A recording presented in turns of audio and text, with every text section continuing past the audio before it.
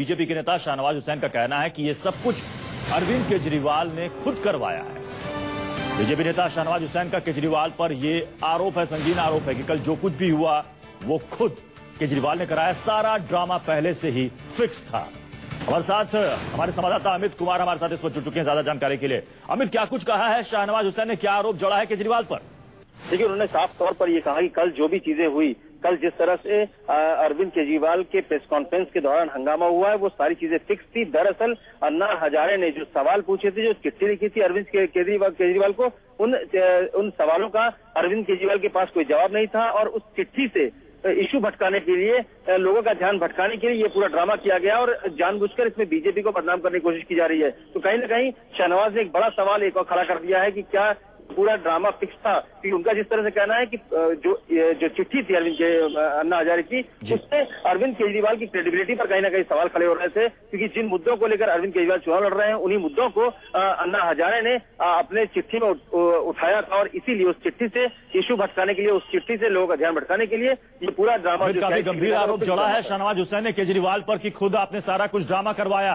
केजरीवाल क्या इसका जवाब दे रहे हैं?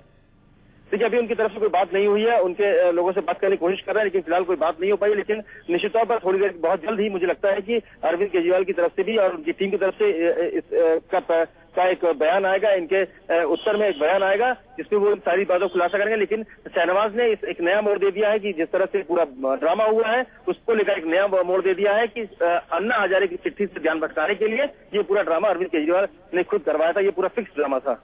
अमित, बीजेपी कह रही है कि वो जो शख्स जो नचिकेता खुद को बता रहा है कि वो बीजेपी का कार्यकर्ता है या बीजेपी का समर्थक है, बीजेपी का उससे कहीं दूर दूर से कोई लेना देना नहीं है।